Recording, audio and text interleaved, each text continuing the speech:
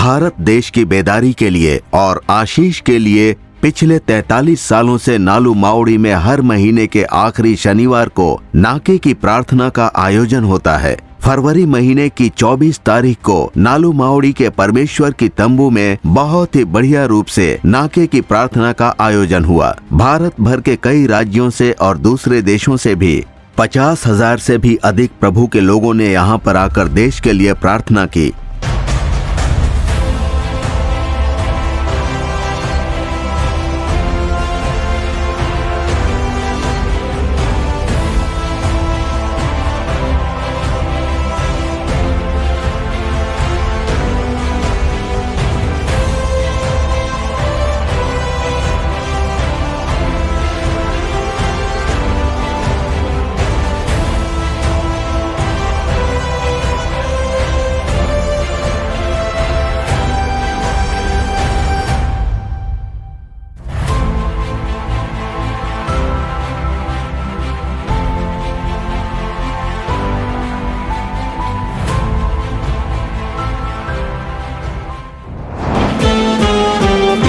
எனக்கு ஜீவன் தந்தாரே, இயேசு எனக்கு ஜீவன் தந்தாரே, இயேசு எனக்கு ஜீவன் தந்தாரே, இயேசு எனக்கு ஜீவன் தந்தாரே.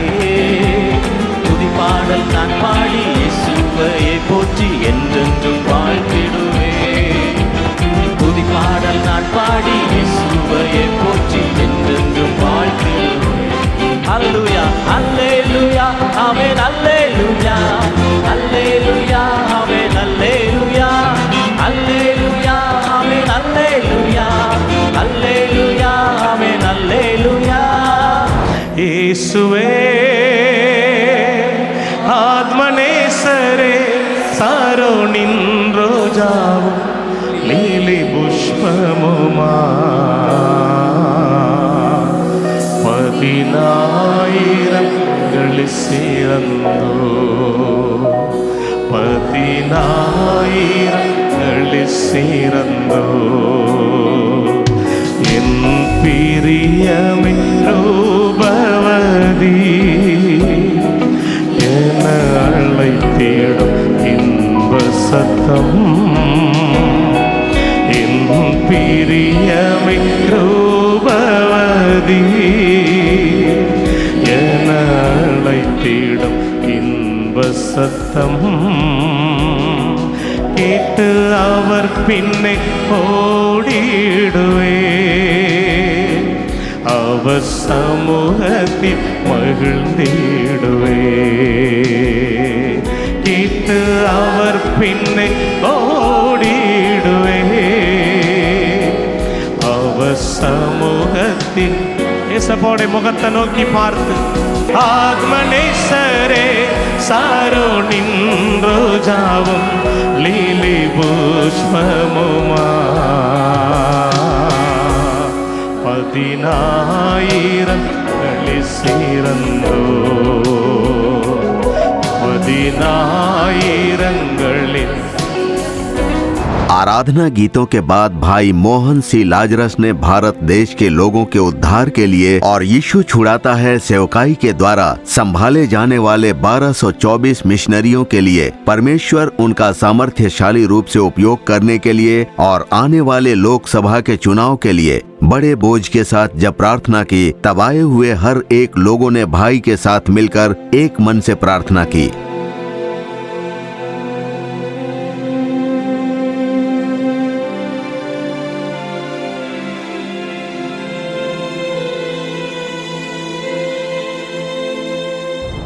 हे परमेश्वर, मेरे लोग सच्चाई जान ले, उनका उद्धार कीजिए प्रभु, उनको भी स्वर्ग में आने दीजिए, उन्हें पाप से और शाप से मुक्ति दीजिए प्रभु, उन्हें शराब की लत से मुक्ति दीजिए, उन्हें नशे से मुक्ति दिलाइए प्रभु। मेरे लोग प्रभावित हैं, उन्हें शांति और आराम नहीं मिल रहा है प्रभु। हे परमेश्वर, उनका उद्धार कीजिए, उन्हें बचा लीजिए, मेरे लोगों को बचा लीजिए। हम अपने भारत के लोगों के उद्धार के लिए प्रार्थना करते हैं, सभी का उद्धार हो जाए, सभी लोग सच्चाई को जान ले, हे स्वर्ग के प्रभु, आपके लहू का सामर्थ्य हमारे भारत देश में फैल जाए। इस उद्धार की महिमा, उसका सामर्थ्य भारत भर में हर एक लोगों के ऊपर उतर आए। आप उनसे मिलिए और उनका उद्धार कीजिए। हमारे मिशनरियों के लिए प्रार्थना कर रहे हैं, अभी आपका सामर्थ्य उन लोगों पर उतर आ जाए, अग्नि उतर आए। पवित्र आत्मा, आप उन्हें सामर्थ्य दीजिए। हमारे मिशनरियों को सामर्थ्य प्रदान कीजिए। जो निराश है उन्हें बल दीजिए, जो बीमार है उन्हें स्वस्थ कीजिए। हे पवित्र आत्मा, हमारे मिशनरियों को आप आग की ज्वाला बना दीजिए। उन लोगों के द्वारा प्राणों का उद्धार हो जाए, चिन्ह और चमत्कार हो जाने दीजिए, सामर्थ्य का प्रकटीकरण हो। हमारे मिशनरियों द्वारा चिन्ह और चमत्कार कीजिए, उनके द्वारा कई प्राणों का उद्धार हो जाए। भाई सैम जबराज ने तिरुचि जिला, उत्तर प्रदेश, सिंगापुर और इजराइल की बेदारी के लिए विशेष प्रार्थना की। यीशु छुड़ाता है सेवकाई के द्वारा परमेश्वर से चमत्कार पाने वालों ने गवाही बताकर परमेश्वर की महिमा की। मैं हूँ पॉल राज। परमेश्वर ने आपके लिए क्या चमत्कार किया? 30 साल से मैं शराब पीने का आदी था। 30 सालों से आप शराब के आदी थे? जी। पिछले साल 2023 के मार्च महीने में मैंने यहाँ कर प्रार्थना की इस शराब से छुटकारे के लिए। आप नाके की प्रार्थना में आए थे? हाँ। शराब से छुटकारे के लिए मैंने यहाँ कर प्रार्थना की, पर यहाँ से लौटकर भी मैं छोड़ नहीं पाया। शाम को स्ट्रीट लाइट लगते ही शराब की याद आ जाती थी। और उन्हीं दिनों में 3 महीने के पहले भाई मोहन जब एक शनिवार को टीवी में संदेश दे रहे थे, तब मैंने इसे छोड़ने का फैसला किया। अब 3-4 महीने हो गए हैं मैंने इसे छोड़ दिया है। प्रभु की स्तुति हो। तो परमेश्वर ने आपको छुटकारा दे दिया? बिल्कुल भाई। हाँ। क्या इससे पहले आपने इसे छोड़ने की कोशिश की थी? बहुत कोशिश की, लेकिन मुझसे नहीं हुआ। पर यीशु ने छुटकारा दे दिया। यीशु ने तालियों के साथ परमेश्वर की महिमा करेंगे। आपका नाम क्या है बहन? मेरा नाम है माहेश्वरी और मैं नीलगिरी जिले से आ रही हूँ। हाँ। नीलगिरी में कहाँ? नीलगिरी के कोतागिरी से। कोतागिरी से आई हूँ। क्या चमत्कार हुआ? साल 2022 में मेरी यहाँ इस भाग में एक गांठ था। यहाँ नाक की तरफ? हाँ, नाक में एक गांठ था, जिसके कारण मुझे बहुत ही सिर दर्द होता था और बिजली समान दर्द होता था। जब हमने डॉक्टर्स को दिखाया तब डॉक्टर ने कहा कि ऑपरेशन करके उसे निकालना होगा। इसके वजह से मेरे शरीर में बहुत बुरी बीमारी छा गई थी। और उसके बाद साल 2022 में नवंबर के महीने में नाकी की प्रार्थना में मैंने भाग लिया और फिर वो गांठ कैसे गायब हुआ मैं नहीं जान पाई। अब ना गांठ है ना कोई दर्द है। सीने में दर्द के कारण एंजियो के लिए कहा गया था। एंजियो की भी जरूरत नहीं पड़ी। ब्लड प्रेशर और शुगर भी बहुत था। उन सभी में परमेश्वर ने सब कुछ नॉर्मल ही रखा है। उसके लिए उनका धन्यवाद। अच्छा, नहीं, ये अंदर ही था। छूने से बहुत दर्द होता था। दर्द होता था और सूजन था। अब कोई समस्या नहीं है? बस तभी चंगाई पाली? हाँ, मैं तो जान भी नहीं पाई कब चंगाई मिली, पता ही नहीं चला। छुटकारा पा लिया। तालियों के साथ परमेश्वर की महिमा करेंगे। मेरा नाम है एस्ली जॉनसन, पत्नी का नाम एडलिन शरीफा। कहाँ से आए हो? हम कोटाराम कन्याकुमारी से आए हैं। कन्याकुमारी से? हाँ। 2017 में हमारी शादी हुई। उसके बाद 6 साल तक हमारा बच्चा नहीं हुआ। उसके लिए हम लोगों ने बैंगलोर में ट्रीटमेंट लिया, क्योंकि मैं वहाँ नौकरी करता हूँ। फिर ट्रिवेंड्रम में भी इलाज करवाया, IOE भी करवाया, पर किसी भी इलाज से कोई फायदा नहीं हुआ। फिर डॉक्टरों ने कहा कि इसका कारण नहीं पता लग पा रहा है, इसलिए हम कुछ नहीं कर पाएंगे। अब मेरे जो चाचा हैं वो हर महीने यहाँ पर प्रार्थना के लिए नियमित रूप से आते थे। तो साल 2021 के आखिरी महीने में जो आखिरी प्रेयर मीटिंग यहाँ हुआ था, उसमें मुझे बुलाया और कहा कि भाई मोहन सबको आगे बुलाकर प्रार्थना करते हैं। तो 2021 में हम यहाँ आए थे। हम लोग वहाँ पर उस तरफ में थे। तब अंकल ने हमें यहाँ आगे बुलाया और हमारे लिए प्रार्थना की। तो पहले जब 2021 के दिसंबर महीने में आए थे, उसके बाद 2022 के मई महीने में ये नेचुरली कंसीव हुई। कोई दवाई वगैरह नहीं खाई थी उस समय, सब कुछ रोक दिया था। तो प्रभु का लाख लाख धन्यवाद। परमेश्वर ने आपको ऊंचा उठाया है। आमीन, हालेलुया।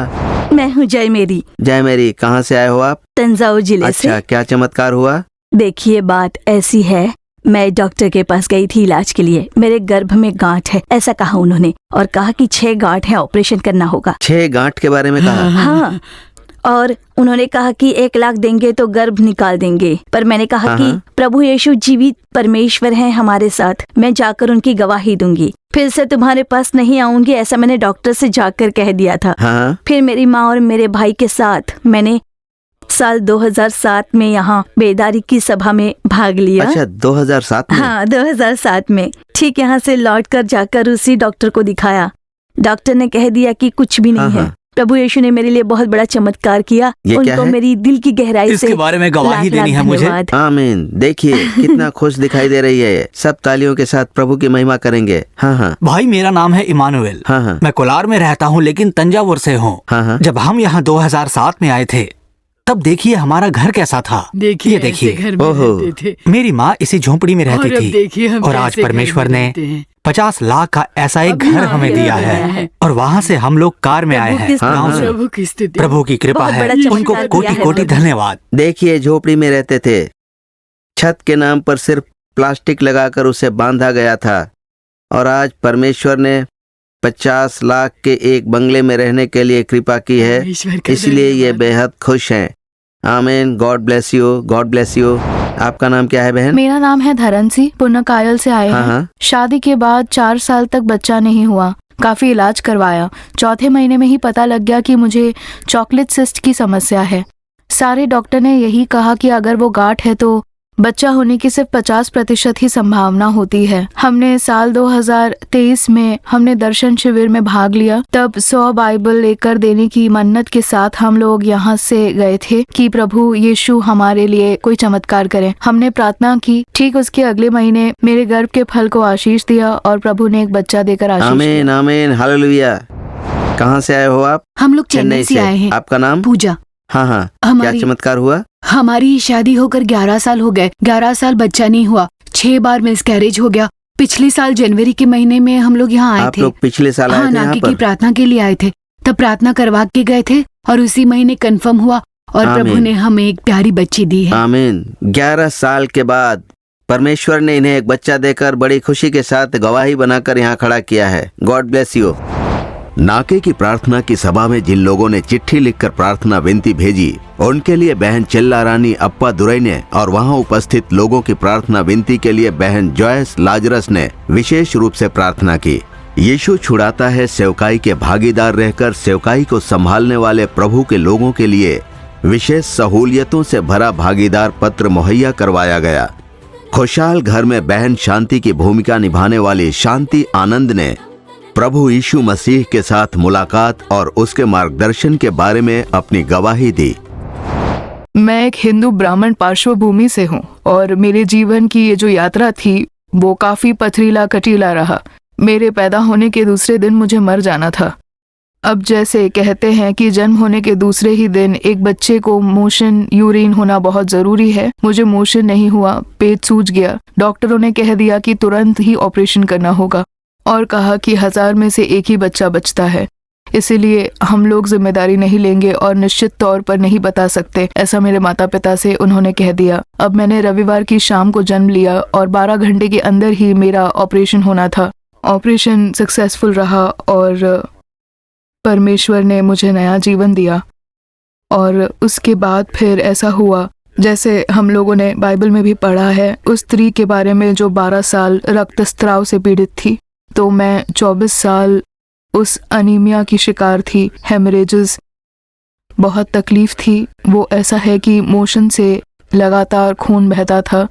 समझ नहीं आया क्या करूं। काफ़ी डॉक्टरों से सलाह ली, कई सारे डॉक्टर को बताया, यूएसए से आए डॉक्टरों को भी बताया हमने।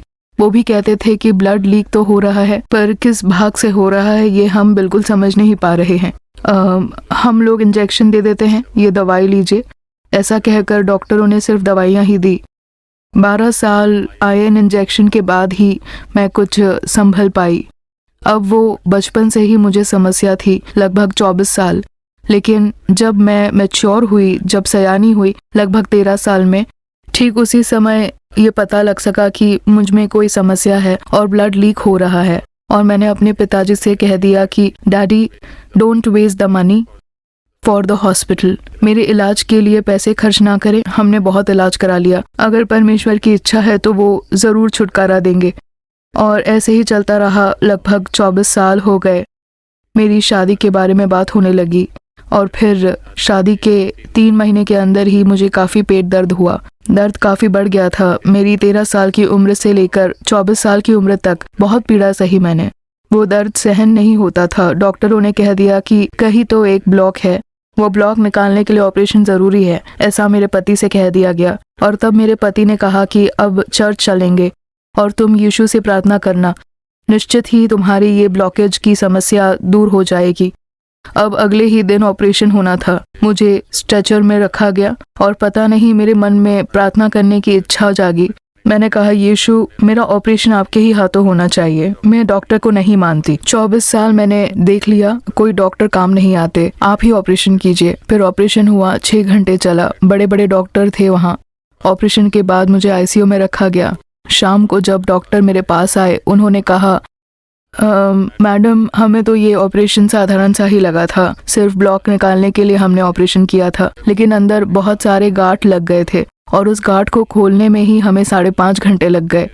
मेरे ऑपरेशन के लिए वहाँ 5 डॉक्टर्स और 2 नर्स थे। फिर हमने कहा कि वो बस इतना ही करते हैं, हम ऑपरेशन खत्म करना चाहते थे, लेकिन हम सभी के मन में कुछ ऐसी बात आई कि और पेट में अंदर तक काट कर देखो।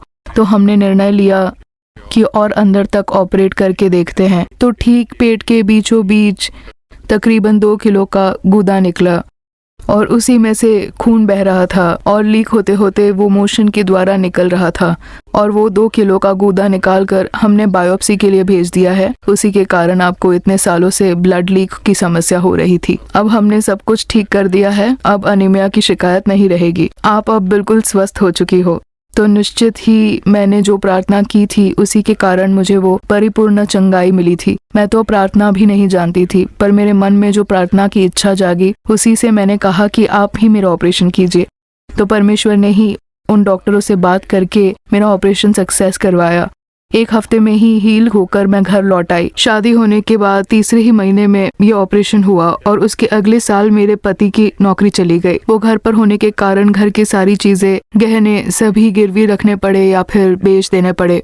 मेरे सारे गहने, घर के सामान सभी धीरे धीरे बेच देना पड़ गया, क्योंकि वो नौकरी पर नहीं थे और मैं नौकरी पर नहीं जा पा रही थी, क्योंकि मेरे सास ससुर की देखभाल करनी थी। बहुत कष्ट हुआ। मेरी सास को भी बेड सोर की समस्या थी, मुझे ही उनकी देखभाल करनी पड़ती थी। घर में काफी समस्या होने के कारण उनकी ट्रीटमेंट के लिए भी हमें देने के लिए पैसे नहीं थे। कहीं से कर्जा लेते थे, फिर ब्याज देते थे, फिर ब्याज देने के लिए फिर कर्जा लेना होता था। करीब 4 साल तक तो हमारा जीवन ऐसा ही चलता रहा। फिर मैंने और मेरे पति ने फैसला लिया और मेरे पति ने मुझे फिर से इस फील्ड में आने की अनुमति दी। उन्होंने कहा कि तुम फिल्मी क्षेत्र में फिर से क्यों नहीं जाती, क्योंकि तुम्हारे पास अच्छा हुनर है, तो एक हुनर होने के नाते तुम फिर से एक बार कोशिश करके देखो। तो मैं फिर से फिल्म इंडस्ट्री में आई। सास ससुर की देखभाल करने के लिए वक्त नहीं था, हमारे सपोर्ट के लिए भी कोई नहीं आया।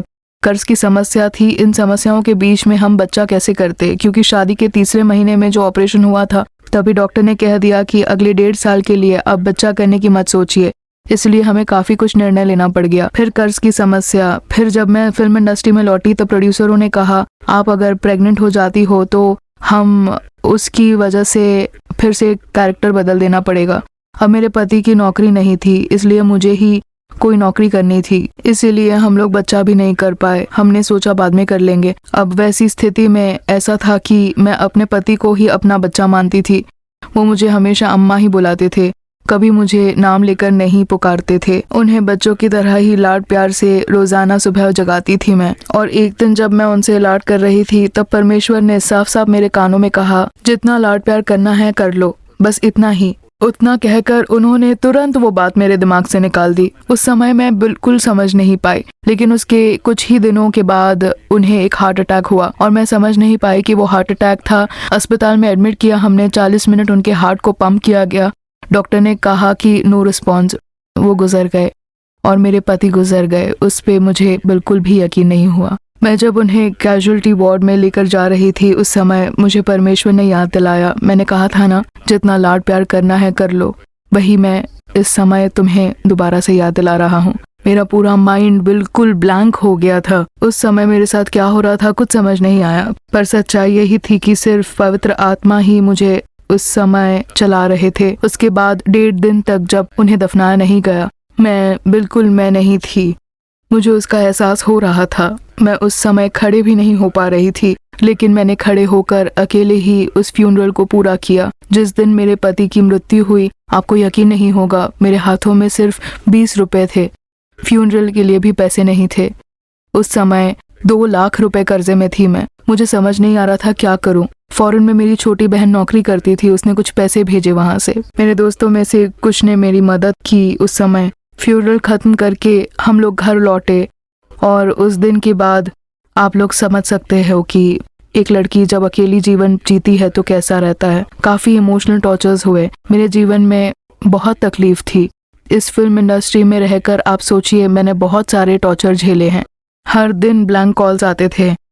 ब्लैंक कॉल्स के बाद दरवाजे पर दस्तक होती तो मैं बहुत डर जाती थी। सिर्फ प्रभु के आगे बैठकर रोने के अलावा मुझे और कोई रास्ता नहीं सूझा, क्योंकि मैं लगातार सोचती रहती थी। काफ़ी इमोशनल स्ट्रेस से गुजरना पड़ गया था मुझे। आप लोगों ने रूमेटॉइड आर्थराइटिस के बारे में तो सुना होगा, हाथों में गट्ठे का रोग। वो गट्ठे का रोग हो गया मुझे काफ़ी स्ट्रेस की वजह से, क्योंकि काफ़ी इमोशनल टॉर्चर्स थे, कर्जा था, पति को खो दिया था मैंने, सब कुछ मेरे ऊपर एक साथ आ गया। इमोशनल स्ट्रेस काफ़ी बढ़ गया था। तो उस समय मैं डॉक्टर के पास गई। उन्होंने कहा कि ये रूमेटॉइड आर्थराइटिस है, अब जीवन भर तुम्हें दवाइयाँ ही लेनी होगी। मैं बड़ी उदास थी। जब मैं घर लौटी तब मैंने प्रभु के आगे कहा, प्रभु आपने तो क्रूस पर सब उठाकर खत्म कर दिया था ना प्रभु, जैसे यशाया 53वां अध्याय और 4-5वें वचन में है कि आपके कोड़े खाने से हम लोग चंगे हो जाए, ऐसा आपने कहा है। तब मैं वो वचन दोहराने लगी, आपके कोड़े खाने से मैं चंगी हो गई प्रभु। मुझे इस रूमेटॉइड आर्थराइटिस से छुटकारा चाहिए। मैं इस रूमेटॉइड आर्थराइटिस को आपके हाथों में सौंपती हूँ। आप मुझे चंगाई दीजिए, मुझे आप पर पूरा भरोसा है, ये सिर्फ आपसे ही संभव है। ऐसा बोलकर वचन की घोषणा करते हुए मैंने वो बीमारी उनके हाथों में सरेंडर कर दी और फिर मैंने पवित्र आत्मा का कार्य देखा। जब मैंने बपतिस्मा लिया था तब किसी ने मुझे एक कीचेन दिया था। उस कीचेन में एक क्रॉस था और पवित्र आत्मा मुझसे लगातार कह रहे थे कि उस क्रॉस को थामे रहो। तो मैं 3 दिन तक उस क्रॉस को थाम कर सो रही थी और मैं लगातार उस वचन की घोषणा कर रही थी, हाथों में क्रूस लेकर सो रही थी। और उन 3 दिनों के बाद से लेकर आज तक मुझे वो समस्या नहीं है। आज भी देखिए मेरे ये हाथ बिल्कुल स्वस्थ हैं। डॉक्टरों ने कह दिया था कि अब तुम कुछ भी नहीं कर पाओगी, ये पैरों में भी हो जाएगा और ऐसा ही आपको जीना पड़ेगा। लेकिन मेरे प्रभु ने मुझे चंगाई दी, रूमेटॉइड आर्थराइटिस से मुझे चंगाई दी, मुझे पूर्ण छुटकारा दिया। फिर मुझे फिल्म लाइन से काफ़ी इमोशनल टॉर्चर मिले। मैं प्रभु के आगे बैठ गई कि प्रभु आपने ये इंडस्ट्री मुझे क्यों दी, मैं समझ नहीं पा रही। और उसके बाद इस स्ट्रेस के कारण मेरे मन में एक छोटा सा विचार आया कि मैं सुसाइड अटेम्प्ट कर लेती हूँ। और मेरे मन में वो विचार आते ही मेरे उस पूरे कमरे में परमेश्वर की वाणी पूरी तरह से भर गई। उनकी आवाज़ आई, I gave my life for you. उन्होंने कहा मैंने तुम्हारे लिए अपना जीवन तक दे दिया। उस पूरे घर में मुझे वो आवाज़ सुनाई दी। उस समय मैं इतनी घबरा गई थी, मैं बैठी थी और मैं रोने लग गई और उनके आगे साष्टांग में गिर गई। मैंने उनकी उपस्थिति में कहा, I am very sorry Lord, मैं दोबारा कभी ऐसा विचार अपने मन में नहीं लाऊंगी, कृपया करके मुझे क्षमा कर दीजिए। अब चाहे कितने भी परीक्षा क्यों ना आ जाए, कितने भी टेस्ट क्यों ना आ जाए, मैं कभी सुसाइड का विचार अपने मन में नहीं लाऊंगी, उसके बारे में कभी नहीं सोचूंगी। ऐसा मैंने परमेश्वर को वचन दिया। मैंने कहा प्रभु आप हमेशा मेरे संग ही रहना। और उसी समय परमेश्वर ने मुझे यशाया अध्याय 30 वचन क्रमांक 19 से 21 तक मुझे दिया। हे सिय्योन के लोगों, तुम यरूशलेम में बसे रहो, तुम फिर कभी ना रोओगे। वो तुम्हारी दुहाई सुनते ही तुम पर निश्चय अनुग्रह करेगा, वो सुनते ही तुम्हारी मानेगा।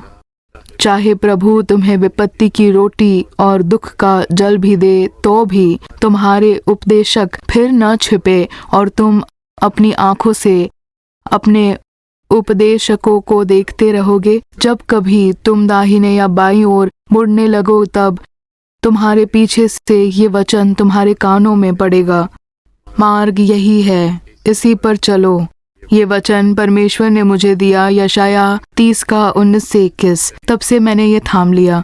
आज स्थिति ऐसी है कि आज अगर मैंने उनके आज्ञा के विरुद्ध कुछ भी कदम उठाया तो वो कहते हैं नहीं नहीं वहाँ मत जाओ, इस तरफ आ जाओ। मुझे आज भी उनकी आवाज़ लगातार सुनाई देती है। मैं थोड़ा भी उनके आज्ञा के विरोध यहाँ वहाँ नहीं जाती। वो मेरा हाथ पकड़कर चलाते हैं तो वैसा वो मुझे चलाते हैं। फिर मेरे पिताजी ने मुझसे कहा कि अब 3 महीने हो चुके हैं तुम्हारे पति नहीं रहे, तुम हिंदू धर्म में लौट आओ, तुम्हारी दूसरी शादी करा देता हूँ, ऐसा उन्होंने कहा।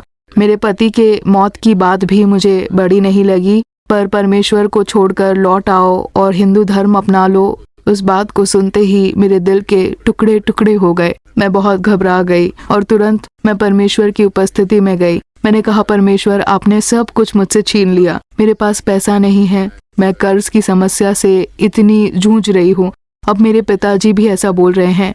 अब मैं क्या करूँ, बताइए। आपने मेरे सास को ले लिया, ससुर को ले लिया, पति को ले लिया, सब कुछ ले लिया। मुझे कोई नहीं चाहिए, मुझे कुछ भी नहीं चाहिए, पर सिर्फ आपकी जरूरत है मुझे प्रभु। मुझे सिर्फ आपका साथ चाहिए, उतना काफी है प्रभु। आप मेरे संग रहिए, मुझे आपसे अलग मत कीजिए। 1 मिली सेकेंड भी, 1 माइक्रो सेकेंड तक के लिए भी मुझे आपसे दूर मत रखिए। मुझे आप अपने पास ही रखिए, मैं आपके साथ ही रहूंगी। अगर आपको मैं पसंद नहीं तो यहीं पर मुझे मार दीजिए, मैं आपकी उपस्थिति में ही चली जाऊंगी। ऐसा मैंने कहा। तब से लेकर आज तक प्रभु मुझे मेरा हाथ पकड़कर, मुझे अपने गोद में बिठाकर वो मेरा मार्गदर्शन कर रहे हैं और लगातार अपने मार्ग पर चला रहे हैं। व्यवस्था विवरण 28:12 में लिखा हुआ है कि तू दूसरों को उधार देगा पर तुझे किसी से उधार लेना ना पड़ेगा। उस वचन के अनुसार उन्होंने मुझे काफी मौके दिलाए। कई सारी फिल्म अपॉर्चुनिटीज, सीरियल अपॉर्चुनिटीज के मौके मुझे दिए। मुझे किसी से कहना नहीं पड़ा कि मुझे काम दीजिए। और जितने मुझे मौके मिले, पैसे मिले, मैंने पैसों की बचत करनी शुरू कर दी। फिर अपने सारे कर्जे चुकाए। मुझ पर जो कर्ज था करीब 2 लाख का, उसे मैंने करीब 1.5 साल में चुकता कर दिया। किसी भी सपोर्ट के बिना, किसी भी financial, physical, mental, emotional relation support के बिना, सिर्फ प्रभु परमेश्वर ने मेरे संग रहकर मुझे 2 लाख कर्जा चुकाने में मदद की और आज दूसरों की मदद करने के मुकाम पर बहुतायत से आशीष देकर उतना मुझे प्रभु परमेश्वर ने ऊंचा उठाया है।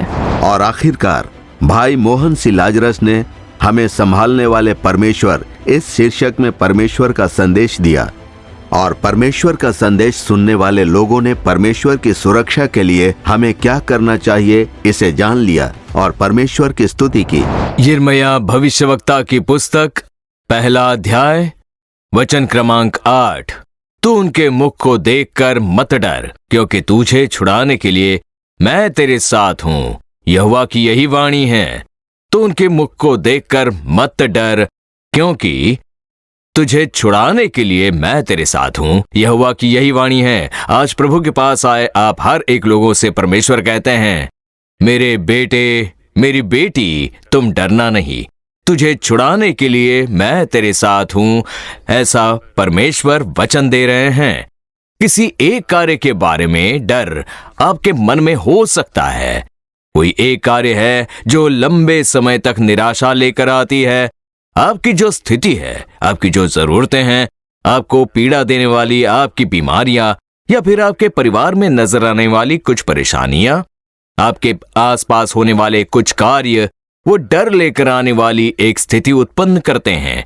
प्रभु कहते हैं, तुम डरना नहीं बेटे, तुम डरना नहीं मेरी बेटी, तुझे छुड़ाने के लिए मैं तेरे साथ ही हूं, ऐसे परमेश्वर कहते हैं। अगर हमारे आसपास परमेश्वर की सुरक्षा चाहिए तो हमें ऐसे में क्या करना चाहिए, इसे हमें पहले अच्छे से जान लेना होगा। सबसे पहले परमेश्वर ने वचन दिया है कि तुम्हारे प्राणों की मैं रक्षा करूंगा। अगर आप चाहते हो कि प्रभु आपके प्राणों की रक्षा करें तो उसके लिए आपको क्या करना चाहिए? वो क्या है जिसके करने से परमेश्वर मेरे प्राणों की रक्षा करेंगे? तो पवित्र शास्त्र में एक बहुत ही बढ़िया वचन है, 2 तीमुथियुस 1 अध्याय 14वां वचन।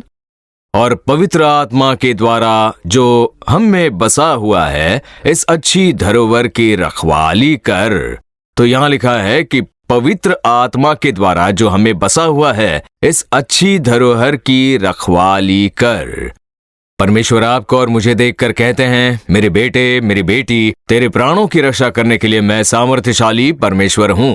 मैं तेरे प्राणों की रक्षा करना अच्छी तरह से जानता हूं, लेकिन तुझ में जो पवित्र आत्मा बसा हुआ है, उसे उसके द्वारा तुझे रखवाली करनी है, ऐसा परमेश्वर कहते हैं। अब जब 12वां वचन देखते हैं, 2 तीमुथियुस 1 अध्याय 12वां वचन, पौलुस कहते हैं, क्योंकि मैंने उसे जिस पर मैंने विश्वास किया है जानता हूं।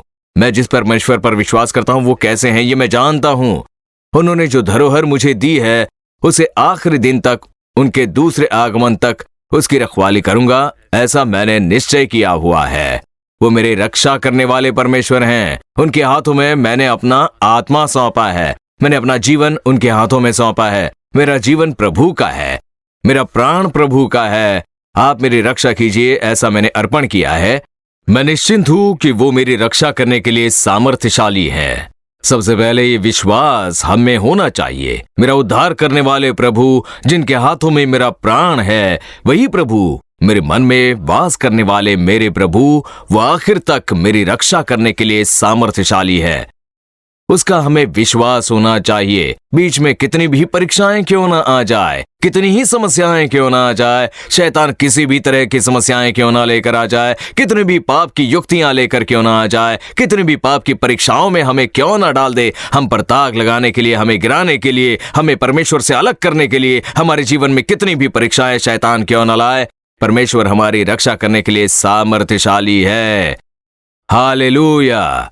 हमने तो उनके हाथों में सौंपा है, हमारे जीवन को जो उनके हाथों में सौंपा हुआ है उसकी रक्षा करने के लिए वो सामर्थ्यशाली है। और ठीक उसी समय पवित्र आत्मा कहते हैं, तुम्हारे अंदर वास करने वाले पवित्र आत्मा के द्वारा तुम्हें उस धरोहर की रखवाली करनी है और उसमें हमारी भी जिम्मेदारी है।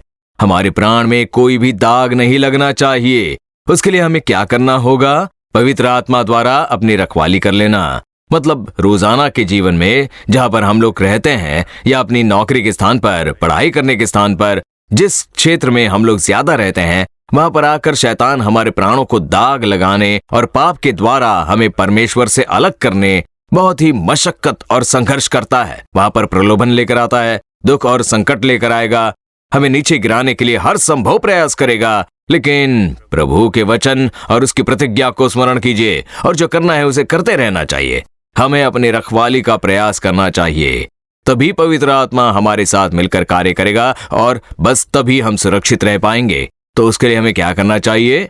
सबसे पहले, जैसा कि मैंने कहा, विश्वास। परमेश्वर मेरी रक्षा करने के लिए सामर्थ्य है, ऐसा विश्वास रखें। और जब दूसरी बात है, हमारे प्राणों को सुरक्षित रखने के लिए, उसे पवित्र बनाने के लिए परमेश्वर ने जो हथियार हमें दिया है, पवित्र परमेश्वर का वचन, ये सामर्थ्य वचन, तो हमारे प्राणों को पवित्र रखने के लिए, हमारे जीवन को पवित्रता के साथ चलाने के लिए, ये जो पवित्र वचन है, परमेश्वर के वचन पर हमें ध्यान करना चाहिए।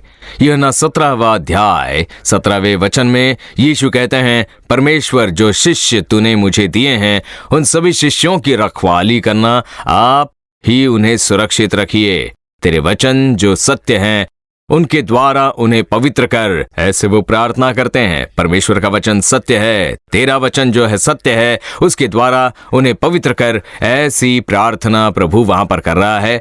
तो ये जो पवित्र वचन है, उसमें हमें पवित्र करने का सामर्थ्य है। हमारे प्राणों को सुरक्षित रखने का जो सामर्थ्य है, वो प्रभु के वचन में है। और इसलिए परमेश्वर के वचनों को रोजाना मनन कीजिए, रोजाना उस पर ध्यान कीजिए। सिर्फ वचनों को यूं ही पढ़ लेना काफी नहीं होता। वचन को पढ़ना होगा, उसका ध्यान करना होगा, उसे आहार के समान ग्रहण करना होगा। देखिए, भजन संहिता 39:3 में लिखा हुआ है, जब मैं ध्यान कर रहा था तब आग भड़क उठी। भजनकार कहता है कि जब मैं परमेश्वर का मनन कर रहा था तब मेरे अंदर एक अग्नि भड़क उठी, एक फायर मेरे अंदर भड़क उठी थी। जब हम पवित्र वचन का मनन करते हैं, उन वचनों के द्वारा जब हम परमेश्वर का ध्यान करते हैं, तब हमारे अंदर एक अग्नि भड़क उठती है। उस अग्नि में इतना सामर्थ्य है, और इसलिए ही हम लूका 24:32 पढ़ते हैं। इसमें लिखा है, एमाउस के मार्ग पर जब 2 चेलों के साथ प्रभु चल रहे थे, तब वो वहां पवित्र वचन को समझा रहे थे। तब वो चेले कहते हैं कि जब वो पवित्र शास्त्र का अर्थ हमें समझाता था, तो क्या हमारे मन में उत्तेजना ना उत्पन्न हुई? ऐसा वो कह रहे हैं, जब प्रभु ने पवित्र शास्त्रों को समझाया, उस समय हमारे मन में उत्तेजना उत्पन्न हुई थी, एक फायर, हमारे मन में एक अग्नि भड़क उठी थी और हमें उसका एहसास हुआ। ऐसा शिष्य वहां कह रहे थे।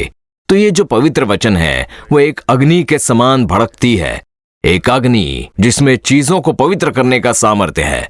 सोने को बिल्कुल साफ करने का सामर्थ्य अग्नि में होता है, उसे आग में डालना होता है, सिर्फ आग ही उसे स्वच्छ कर सकता है। तो किसी भी चीज को पवित्र करने का सामर्थ्य अग्नि में होता है। जब पवित्र आत्मा रूपी अग्नि हमारे अंदर भड़क उठती है, तब पवित्र वचन, प्रभु परमेश्वर का वचन हमारे अंदर सामर्थ्य रूप से कार्य करता है और पवित्रता उत्पन्न करता है। और इसलिए परमेश्वर के वचनों को हमें रोजाना पढ़ना होगा, रोजाना उस पर मनन करना होगा। आगे जो हम पवित्र शास्त्र में पढ़ते हैं, मत्ती अध्याय 26 वचन 41 में यीशु कहते हैं, शरीर दुर्बल है पर जो आत्मा है वो तैयार है। शरीर दुर्बल होकर नींद लेकर आ सकता है, पर अगर तुम्हारे आत्मा को सशक्त बनाए रखना है तो जागते रहो और प्रार्थना करो, ऐसा प्रभु कह रहे हैं। कम से कम 1 घंटे तो जागते रहो और प्रार्थना करो, ऐसा वहां हम प्रभु को कहते हुए देख सकते हैं। तो हमारी जो प्रार्थना है, हमारा प्रार्थना जीवन, वही हमारे आत्मा को सुरक्षित रखने के काबिल है। हमारी प्रार्थना हमें सशक्त बनाती है।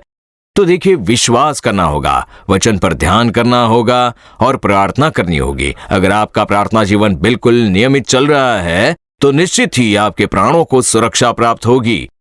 पवित्र वचन आपके आत्मा को पवित्र बनाएगा। जब आत्मा से भरकर प्रार्थना करेंगे, वो आपके प्राणों की रक्षा करेगा। तो इसलिए रोजाना सुबह उठते ही सबसे पहले प्रभु की उपस्थिति में आ जाइए, वचन पर ध्यान करते हुए प्रार्थना कीजिए। ऐसा जब आप समर्पित करते हो तब प्रभु कहेंगे, तेरे प्राणों की रक्षा मैं करूंगा। हालेलुया! तुम्हारा प्राण सुरक्षित रहेगा। हमारे भाग का काम हमें ठीक से करना होगा।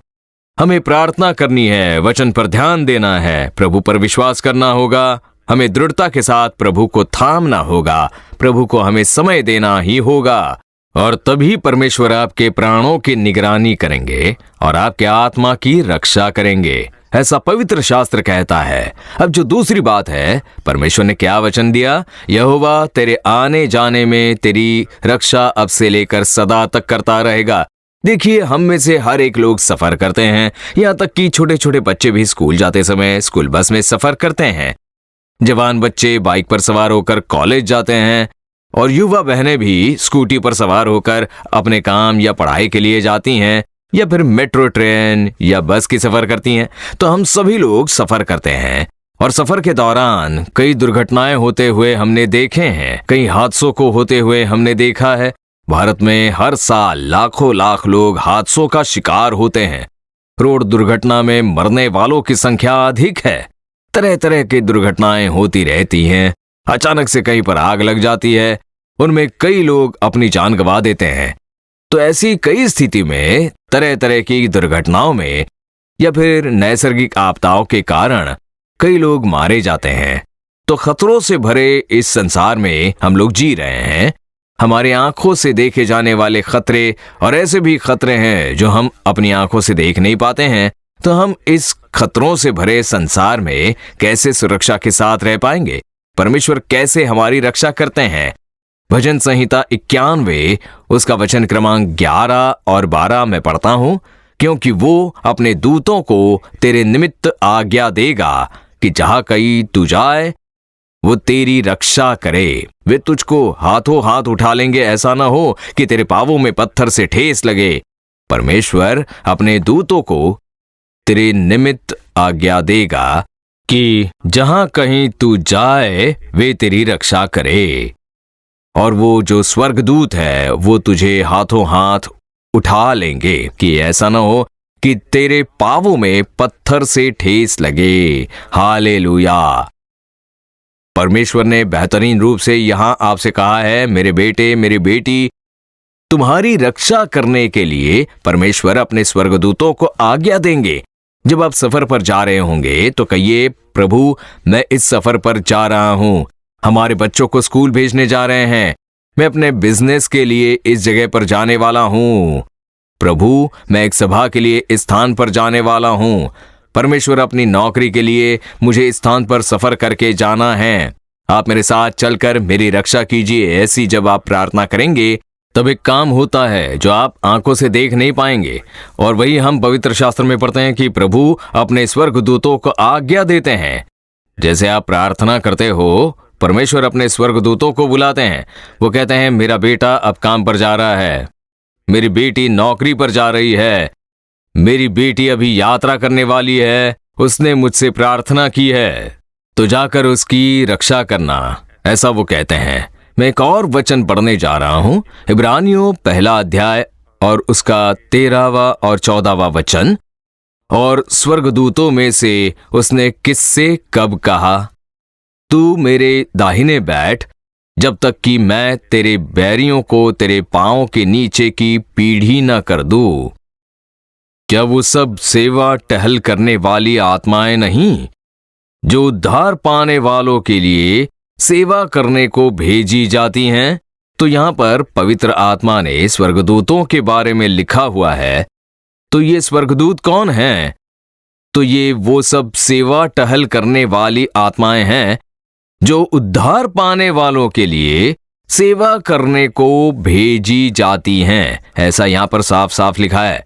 तो यहां पर ध्यान दीजिए, जिन लोगों का उद्धार होने जा रहा है, उन लोगों की सेवा टहल करने के लिए वो प्रभु परमेश्वर द्वारा भेजे गए सेवा टहल करने वाली आत्माएं हैं। तो परमेश्वर की उपस्थिति में करोड़ों करोड़ों स्वर्गदूत हैं।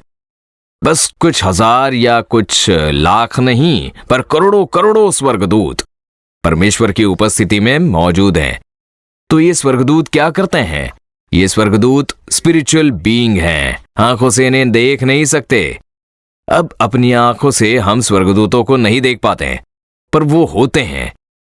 कुछ ऐसे समयों में जब परमेश्वर अनुमति दे तो हम स्वर्गदूतों को देख सकते हैं।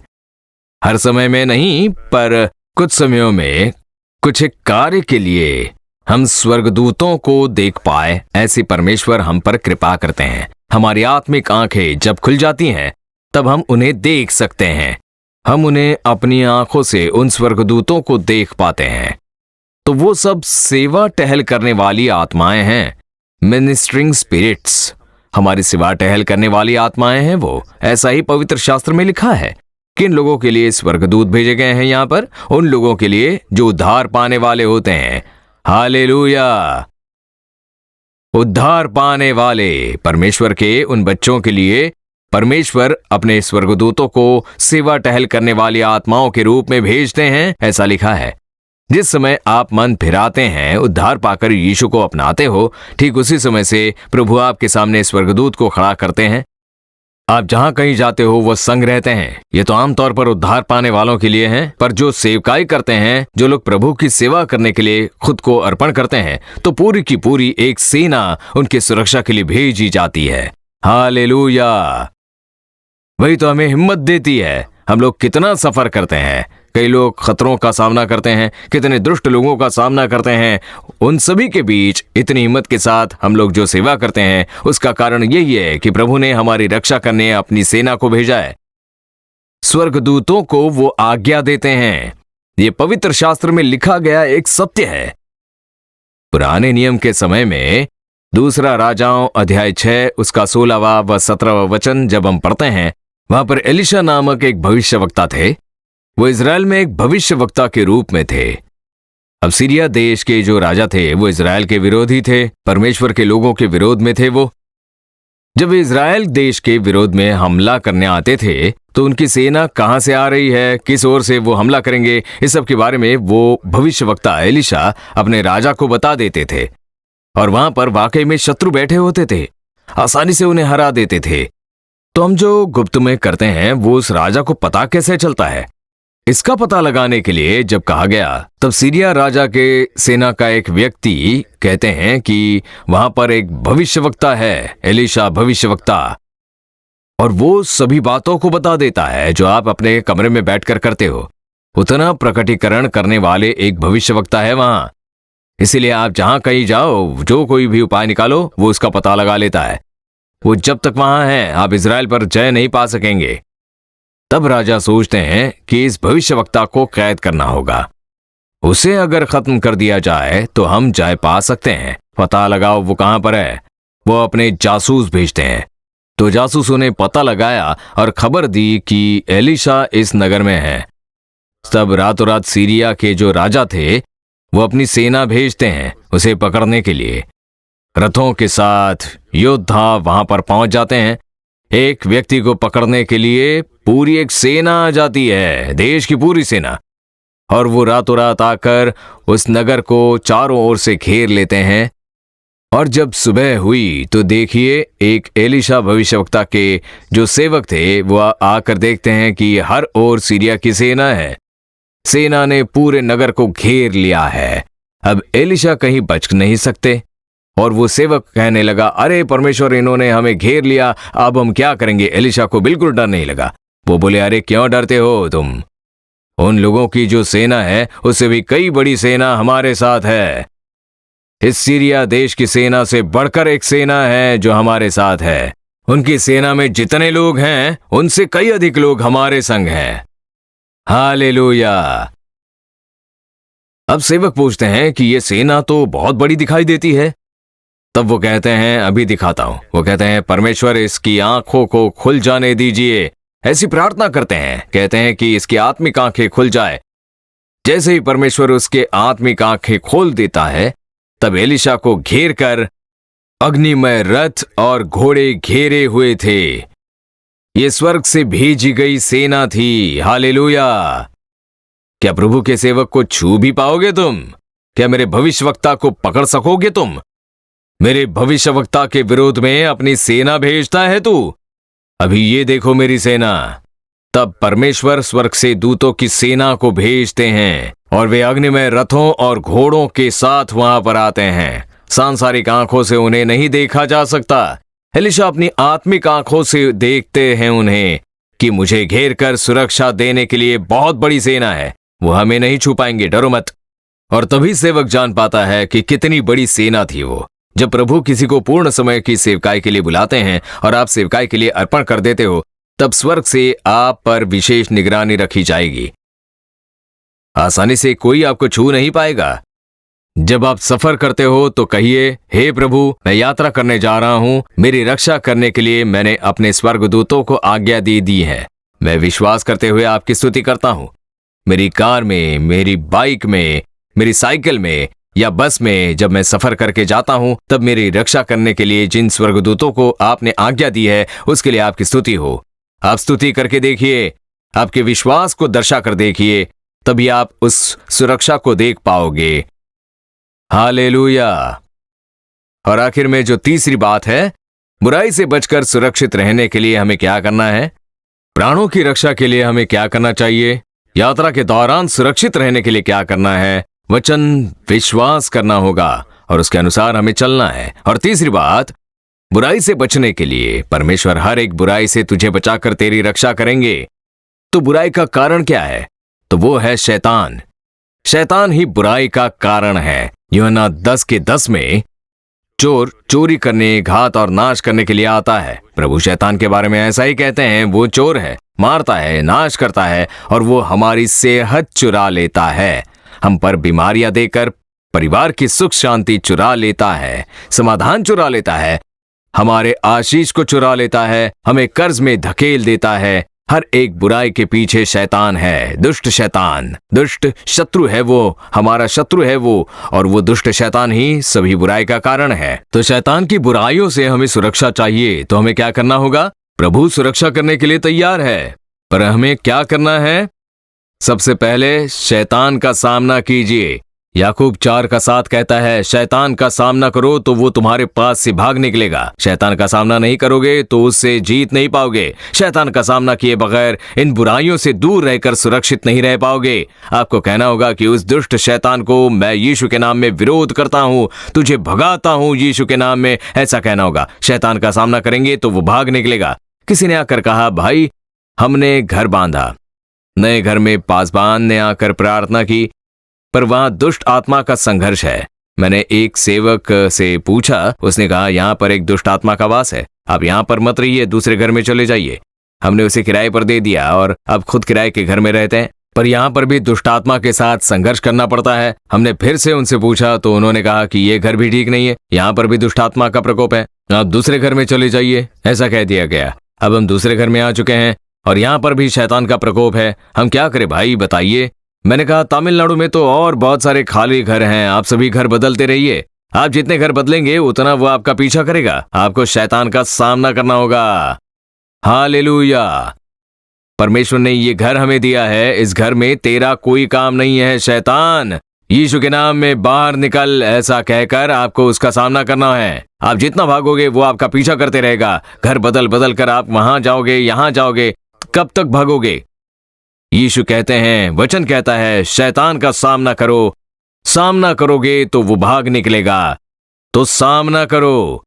सामना करने के लिए क्या करना होगा? पहले विश्वास में दृढ़ रहना होगा। पहला पत्रस 5वां अध्याय वचन 8 और 9 में लिखा हुआ है, सचेत हो और जागते रहो, क्योंकि तुम्हारा विरोधी शैतान कब और कैसे तुम पर हमला करेगा ये कह नहीं सकते। इसलिए सचेत रहो, ऐसा वचन कहता है। जागते रहो, सचेत रहो, विश्वास में दृढ़ बने रहिए और उसका सामना कीजिए।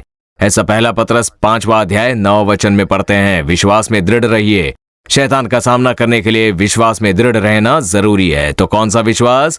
पहला यूहन्ना 4:4 कहता है, जो तुम में है वो उससे जो संसार में है बड़ा है, जो मुझ में है वो शैतान से बहुत ही बड़ा है। उस विश्वास में दृढ़ होकर शैतान का सामना करो। देखिए लूका 10वां अध्याय 19वें वचन में लिखा है, देखो मैंने तुम्हें सांपों और बिच्छुओं को रौंदने का और शत्रु की सारी सामर्थ्य पर अधिकार दिया है, और किसी वस्तु से तुम्हें कुछ हानि न होगी। देखो मैंने तुम्हें सांपों और बिच्छुओं को रौंदने का और शत्रु जो शैतान है उसकी सारी सामर्थ्य पर अधिकार दिया है। आप लोगों के पास वो अधिकार है जो प्रभु यीशु का अनुसरण करते हैं। तुम्हें किसी वस्तु से कुछ हानि न होगी। हालेलुया। ये जो सांप और बिच्छू है ये सारी शैतान की क्रियाएं हैं, उसके कार्य हैं। तंत्र मंत्र, जादू टोने, डराने वाली आत्मा, जादू टोने की आत्मा, डिप्रेशन लेकर आने वाली आत्मा, कमजोरी की आत्मा, कई प्रकार की आत्माएं इस संसार में कार्य कर रही हैं। शैतान के सारे दुष्ट सामर्थ्य के ऊपर तुम्हें प्रबल होने का अधिकार देता हूं। किसके पास है अधिकार? प्रभु ने किसे वो अधिकार दिया है? मुझे वो अधिकार प्रभु ने दिया है। ऐसा कहने वाले सब अपना हाथ ऊपर करके हालेलुया कहिए। किसने कहा आपको अधिकार मिला है? खुद यीशु ने ऐसा कहा है। आमीन बोलिए। लूका 10:19 में प्रभु यीशु ने खुद कहा है कि शैतान के सारे सामर्थ्य पर मुझे अधिकार दिया गया है। मैं उस पर प्रबल हो जाऊंगा, मैं उस पर जीत पालूंगा। किसी वस्तु से तुम्हें कुछ भी हानि ना होगी। देखिए कितना भी आप पर जादू टोना क्यों ना किया गया हो, वह आपके घर के चौखट तक खड़ा रहेगा पर आपको छू नहीं पाएगा, आपकी कोई हानि नहीं कर पाएगा। हालेलुया बोलिए। मरकुस 16:17 में यीशु के नाम से दुष्टात्मा को निकालेंगे तो यीशु का नाम लेना जरूरी है। प्रकाशित वाक्य 12:11 में मेमने के लहू से शैतान पर प्रबल हो सकते हैं। यीशु का लहू छिड़क कर प्रार्थना कीजिए। इफिसियों 6:11 में पवित्र वचन रूपी आत्मिक हथियार का इस्तेमाल करके शैतान को भगाओ। वचन को बोलकर प्रार्थना करें। यशायाह 59:19 में पवित्र आत्मा से भरकर प्रार्थना करें। जब शत्रु महानत के समान चढ़ाई करने आएगा तब यहोवा का आत्मा उसके विरुद्ध झंडा करेगा। हालेलुया। मतलब हर एक बुराई से बचकर सुरक्षित रहने के लिए आपको शैतान का सामना करते हुए आत्मा से भरकर प्रार्थना करनी होगी। जितना अधिक आप प्रार्थना करेंगे कोई बुराई आपके घर में प्रवेश नहीं कर पाएगी। शैतान द्वारा लाई जाने वाली हर एक बुराई का नाश हो जाएगा। बहुत बड़ा परिवर्तन हो जाएगा। कितने लोग इस वचन पर विश्वास करते हैं? हालेलुया। सभी लोग खड़े हो जाएंगे। Thank you Jesus. सबसे पहले कहिए, प्रभु मेरे प्राणों की रक्षा करने के लिए मैं खुद को अर्पण करता हूं। आप मेरी रक्षा करने वाले परमेश्वर हो, मेरी आत्मा की रक्षा करने वाले परमेश्वर। मैं रोजाना वचन पढ़कर, मैं रोजाना प्रार्थना करके, आपकी उपस्थिति में इंतजार करके, आपके पवित्र आत्मा के द्वारा अपने प्राण की रखवाली करने का प्रयास करूंगा। मेरी सहायता कीजिए, प्रार्थना करने में मेरी सहायता कीजिए। वचन पर ध्यान करने के लिए आप कृपा कीजिए। हर रोज पवित्र आत्मा से भरकर प्रार्थना करने के लिए आप मुझे बल दीजिए, बल दीजिए, कृपा कीजिए। मेरे प्राणों को आपके हाथों में सौंपकर प्रार्थना करता हूं। आप रक्षा करने वाले परमेश्वर हो, आपकी स्तुति हो, आपकी स्तुति हो। अब परमेश्वर कहते हैं, आने और जाने में सुरक्षा के लिए मैं स्वर्गदूतों को आज्ञा दूंगा। अपने दाहिने हाथ को उठाकर कहिए, हे प्रभु, आपने जिन स्वर्गदूतों को मेरी रक्षा करने के लिए आज्ञा दी है उसके लिए आपकी स्तुति हो। मेरी रक्षा करने के लिए स्वर्गदूतों को आज्ञा दी है, उसके लिए आपकी स्तुति हो। आपका मुंह खोलकर प्रभु की स्तुति कीजिए। मेरी रक्षा करने के लिए जिन स्वर्गदूतों को आपने आज्ञा दी है, उनके लिए आपकी स्तुति हो। मेरे वाहनों की रक्षा करते हैं वो, मेरी यात्रा में मेरी रक्षा करते हैं वो, मेरे घर के चारों ओर बाड़ा बांध कर रक्षा करते हैं। शत्रु मुझे छू न सके, शैतान मुझे स्पर्श न कर सके, कोई भी वस्तु मेरी हानि न कर पाए, कोई भी दुष्ट जन मुझ पर प्रबल न होने पाए। उसके लिए आपके दूतों को मेरी रक्षा के लिए आपने आज्ञा दी है, उसके लिए धन्यवाद। मेरे लिए जिन स्वर्गदूतों को आपने भेजा है, उसके लिए आपकी स्तुति हो, स्तुति हो। स्वर्गदूतों को भेजने के लिए आपका धन्यवाद, धन्यवाद। अब तीसरा, प्रभु हर एक दुष्टता से आपको बचाएंगे। बुराई लाने वाले शैतान का सामना कीजिए, तब वो आपको छोड़कर भाग निकलेगा। आपको कहना है, प्रभु यीशु के नाम में मेरे शरीर में बीमारी लाने वाले दुष्ट शैतान, तुझे मैं बांधता हूं। मेरा ये शरीर यीशु का है, मेरे शरीर पर तेरा कोई अधिकार नहीं है। अपना हाथ निकाल, अपनी बीमारी को निकाल, उसे लेकर निकल जा। दुष्ट शैतान, इस दर्द को लेकर निकल जा। मैं यीशु का हूं, मेरा शरीर परमेश्वर का भवन है। मैं यीशु का बेटा हूं, मैं यीशु की बेटी हूं। मुझ पर तेरा कोई अधिकार नहीं है।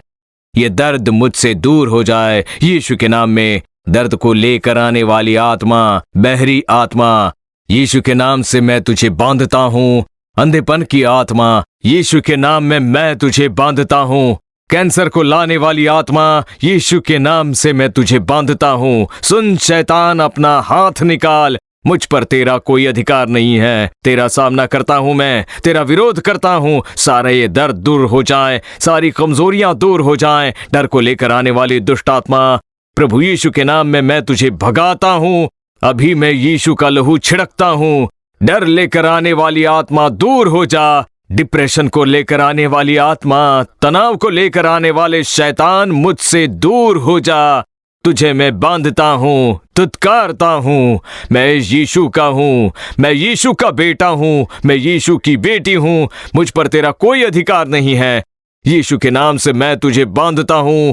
कमजोर करने वाली दुष्ट आत्मा, दूर हो जा यीशु के नाम में। मेरे हाथों को बांध कर रखने वाले शैतान, अपना हाथ निकाल यीशु के नाम से। मेरे पैरों को बांध देने वाले शैतान, दूर हो जा यीशु के नाम में। छुटकारा, छुटकारा, छुटकारा, यीशु के नाम में छुटकारा हो जाए। परमेश्वर की स्तुति हो, यीशु का धन्यवाद। अब पवित्र आत्मा कहते हैं कि कई लोगों ने छुटकारा पाया है। आपने जैसे ही डांटा, वैसे ही वो कमजोरी की आत्मा दूर हो गई। बीमारी लेकर आने वाली दुष्ट आत्मा दूर हो गई। आपके शरीर में बहुत बड़ा बदलाव आया है। सारे दर्द दूर हो गए, बीमारियां निकल गई हैं। अब परमेश्वर की स्तुति कीजिए। प्रभु, छुटकारे के लिए आपका धन्यवाद, चंगाई के लिए धन्यवाद, शैतान के दूर होने के लिए आपका धन्यवाद। प्रभु, शैतान की क्रिया का नाश हो गया, इसलिए आपका धन्यवाद। सब मुंह खोलकर धन्यवाद कीजिए। स्तुति हो प्रभु, धन्यवाद। चमत्कार पाने वाले लोगों ने गवाही देकर परमेश्वर की महिमा की। आपको क्या हुआ बहन? मुझे सीने के इस भाग में 6-7 सालों से दर्द होता था। बीच बीच में दर्द उठता था। अब मैं 3 दिनों से यहीं पर रुकी हुई हूँ। गुरुवार के दिन दर्द बहुत ही बढ़ गया था। अंदर भी नहीं आ पा रही थी, गेट पर ही दर्द बढ़ गया। प्रार्थना के समय क्या हुआ? प्रार्थना के समय यहाँ 3 दिनों से प्रार्थना कर रही हूँ। मैंने कहा दर्द बढ़ रहा है प्रभु, लेकिन मुझे छुटकारा के साथ जाना है यहाँ से। और जब वो दर्द उठता था तो मुझ पर मौत का डर छा जाता था। क्या मैं मर जाऊंगी? पर जब आज आपने कहा कि प्रभु यीशु के नाम में उस शैतान को आज्ञा देकर तुम लोग प्रार्थना करो, उसी के अनुसार मैंने सीने पर हाथ रखकर जब प्रार्थना की तो जो सुबह से दर्द उठ रहा था, बहुत ही दर्द हो रहा था, सांस लेने में तकलीफ थी। पर जैसे ही यीशु मसीह का नाम लेकर मैंने प्रार्थना की, दुष्ट शैतान मेरे सीने को छोड़कर निकल जाए ऐसा कहा, तब से वो दर्द निकल गया। पूर्ण छुटकारा पा लिया। सब हालेलुया कहेंगे। 4-6 सालों से सीने में दर्द था, एक मौत का डर था, और आज उन्होंने ही प्रार्थना की, कहा यीशु के नाम में शैतान मेरे सीने पर से अपना हाथ निकाल, ऐसा कहा, और प्रार्थना करते ही वो दर्द निकल गया और दुष्ट आत्मा निकल गई। अब पूर्ण छुटकारा मिल गया है। ताली बजाकर प्रभु को धन्यवाद कहेंगे। हालेलुया, आमीन। God bless you, God bless you. पैरों में समस्या थी, इस तरफ से काफी सूज पैरों में गया सूजन था। थी? हाँ, बहुत सूज गया दोनों था। पैरों आते में? समय ही दोनों पैरों में, नीचे से तो नहीं, पर यहाँ इस तरफ और इस तरफ यहाँ बहुत सूज गया था, दोनों ही तरफ। चल कितने नहीं समय पाती से? थी 6 महीने से। 6 हाँ, महीने चल से? नहीं पाती थी मैं। चल नहीं और पा कुछ रही नहीं थी? कर पाती थी कहाँ मैं। से आ रही हैं आप? कोयम्बतूर से आई हूँ मैं। कोयम्बतूर। हाँ, आपका नाम क्या है? मेरा नाम मेरी है। मेरी आपने प्रार्थना की थी। अभी प्रार्थना की थी, आपने कहा यीशु के अच्छा। नाम से शैतान को डांटो, ऐसा कहा आपने, और ऐसा बोलते ही मेरी सूजन बिल्कुल ठीक हो अब गई। सूजन नहीं बिल्कुल रही। सूजन नहीं है। तालियों के साथ प्रभु को धन्यवाद देंगे। देखिए, दोनों ही पैर बहुत सूज गए थे। अब जैसे ही दुत्कारते हुए उन्होंने प्रार्थना की कि दोनों पैर बिल्कुल ठीक हो गए, सूजन निकल गया। सब लोग तालियां बजाएंगे। प्रभु यीशु मसीह ने बहुत बड़ा चमत्कार किया है। God bless you, God bless you. मुझे हाथ पकड़कर ही चलाना पड़ता था। मैं एक टीचर कब से हूँ। आपको हाथ पकड़ कर ले जाना पड़ा? अब 1 साल हो गया। एक साल पिछले से मार्च से ही अकेले मार्च चल नहीं के पाती महीने थी से आप? अकेले नहीं चल पाती कहाँ थी। से आई हो आप? स्टिक का सहारा लेती थी। मैं केरला के पालाकाड डिस्ट्रिक्ट ओके, से हूँ। आपने जब प्रार्थना हाँ। की तब क्या हुआ अब बताइए। जब मैंने प्रार्थना की तब जो जॉइंट पेन है, यहाँ इस तरफ काफी इंजेक्शंस लगाए गए हैं। फिर भी मैं ठीक से चल नहीं पाती थी। किसी का सहारा लेकर ही उठना पड़ता था और सहारा लेकर ही चलना पड़ता था। अब मैं बिना सहारे यहाँ जरा तक चल चलकर कर आई बताइए। हूँ। डरिए मत, तेज चलिए। 1 साल से वो इस तरह से चल नहीं पाती थी। वो किसी के सहारे से ही चल सकती थी, किसी का सहारा लेकर ही उठ पाती थी। यहाँ अंदर आते समय भी वो व्हीलचेयर पर आई थी। अब प्रभु यीशु के नाम में दुत्कारते हुए जब प्रार्थना की तब छुटकारा मिला। तालियों के साथ प्रभु को धन्यवाद देंगे। पिछले 1 साल से मैं घुटने टेककर प्रार्थना नहीं कर दोनों पाती पैरों थी। में नीचे तकलीफ थी? बैठकर भी पैर सीधे नहीं रख पाती सीधे थी। पैर रखकर ही हाँ, प्रार्थना मैं कर पाती करती रहती थी। मोड़ नहीं पाती मोड़ थी। नहीं पाती थी। चलते समय तो भी आज तकलीफ क्या हुआ होती वो थी। बताइए। अब जब से दुष्ट आत्मा को डांटा है आपने, तब से मेरे पैर ठीक लग रहे हैं। मोड़ पा रही है? मोड़ पा रही हूँ। देखिए, 1 साल से वो बिल्कुल भी घुटने टेक नहीं पाती थी। सीधे पैर रखकर बैठकर प्रार्थना करती थी। आज शैतान को डांट कर इन्होंने प्रार्थना की। शैतान भाग गया और पैरों में बल आ गया। परिवार में काफी समस्या थी। जमीन जायदाद की समस्या के कारण जब से मैं छोटी थी तब से ही जादू टोने की शिकार थी। हम बिल्कुल वो नहीं जान पाए। फिर जब पासबान ने आकर प्रार्थना की तब उन्होंने बताया कि आप पर बचपन से ही जादू टोना किया गया मांत्रिक है। कार्य, जादू टोना था ना? हाँ, तो घर पर भी प्रार्थना के समस्या समय है। क्या हुआ बताइए।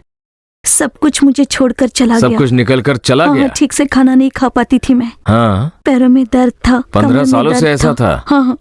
शादी के बाद दोनों ही बच्चे ऑपरेशन से ही हुए हैं। उसके बाद कमर में दर्द, और हाथों में अब दर्द। पूर्ण छुटकारा है। अब सब कुछ ठीक लग 15 रहा साल है। के जादू टोने की समस्या से छुटकारा मिला है। तालियों के साथ प्रभु की स्तुति करेंगे। छुटकारा मिल चुका है। God bless you, God bless you. बात ऐसी है, एक व्यक्ति गलती से मेरी हत्या करने के लिए आ गया। मैं काफी डर गया। और ये क्या आपके पति हैं? हाँ, मेरे क्या पति हैं। समस्या थी? कोई आया था किसी को मारने के लिए और मेरे पति उस व्यक्ति की तरह दिखने के कारण वो इन्हें मारने आ गए।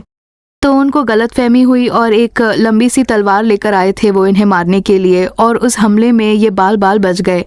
दरअसल वो व्यक्ति नीचे गिर गया। जैसे ही उसने तलवार चलाई वो लड़खड़ाकर नीचे गिर गया। परमेश्वर ने और रक्षा ठीक उसी की। समय हाँ, अचानक से वो आदमी हमारे सामने ही लड़खड़ाकर नीचे गिर गया। तलवार हमारे पैर के नीचे थी। तब से ये बाथरूम जाने के लिए भी डरते थे। एक मौत का डर डर छा गए गया। थे। ये हर समय मेरा हाथ पकड़े रहते थे। मैंने उनसे कहा कि चलिए नालुमावड़ी में जाकर प्रार्थना करते हैं, और यहाँ वो वचन देखा कि तू डर मत, मैं तेरी रक्षा करने के लिए तेरे संग रहूंगा। इसे पढ़कर बहुत ही खुशी मिली। अब और डर फिर- चला हाँ, गया। बिल्कुल। सब हाँ, लोग बिल्कुल, तालियां पूरी तरह बजाएंगे। से। मौत के डर से छुटकारा। Hallelujah. God bless you, God bless you, God bless you. 4 साल से तकलीफ थी। 4 साल से कमर में काफी दर्द होता था। हाँ, और हाँ। उस दर्द के चलते मैं बहुत सारी दवाइयाँ भी खाती थी। और मुझे यहाँ प्रार्थना में आना था, इसलिए मैंने प्रभु से कहा कि मैं इस महीने दवाई नहीं प्रार्थना के लूंगी। समय मैं क्या यहाँ हुआ? प्रार्थना में भी पैर फैलाकर ही बैठती थी। आपने कहा था कि मेरे घर पर जादू टोना है तो आपको ही उसे बांधकर प्रार्थना करनी होगी। और प्रार्थना के समय मैं वहाँ से भाग कर आई और यहाँ पर गिर अच्छा। पड़ी। यहाँ पर मुझे घुटने टेकने के लिए कहा गया। मैं अच्छे से घुटने टेक पाई। पहले वो नहीं दुष्ट कर आत्मा पाती निकल थी। गई? पहले मैं पैर नहीं मोड़ पाती थी, अब घुटने टेक पा रही हूँ। इसके लिए कहाँ प्रभु से का आई हो आप? धन्यवाद। हम चेन्नई के कोडम्बाक्कम से आए हैं। आमीन। सब लोग तालियां बजाएंगे। जादू टोने से छुटकारा मिला है। God bless you. अब देखिए, अगला है आशीष की प्रार्थना। आंखें बंद करेंगे। प्रभु यीशु के नाम में बाधा लेकर आने वाली दुष्ट आत्मा को मैं बांधता हूँ। उन्हें डांटिए, दुत्कारिए। यीशु के नाम में आशीष में बाधा लाने वाली दुष्ट आत्मा हमारे मार्ग से दूर हो जा। यीशु के नाम में मैं डांटता हूँ। मेरे परिवार से दूर हो जा। बाधा दूर हो जाए। सारे कार्य सफल हो जाए। नौकरी का कार्य सफल हो जाए। पढ़ाई के कार्य सफल हो जाए। विवाह संबंधी कार्य सफल हो जाए। संतान संबंधी कार्य सफल हो जाए। सारी बाधाएं टूट जाए। आज से इन लोगों में खुशी भर जाए। यीशु मसीह के नाम में प्रार्थना करते हैं पिता, आमीन। इस मीटिंग में भाग लेने वाले 50,000 लोगों ने परमेश्वर की सुरक्षा की आशीष को पाया। और बड़ी हिम्मत पाकर वहां से लौटे। मीटिंग काफी बढ़िया रहा। मैं कई आत्मिक बातों को वहाँ पर सीख पाई हूँ। इस प्रार्थना में पहली बार आए हैं हम। परमेश्वर ने बड़ी महिमा के साथ हमारे साथ बातें की। इस सभा में आकर हमें बहुत बड़ी आशीष मिली है। प्राणों के बारे में बात की उन्होंने और कहा कि रोजाना वचन पढ़कर प्रार्थना करनी चाहिए। उसके बारे में सिखाया, सब अच्छा था।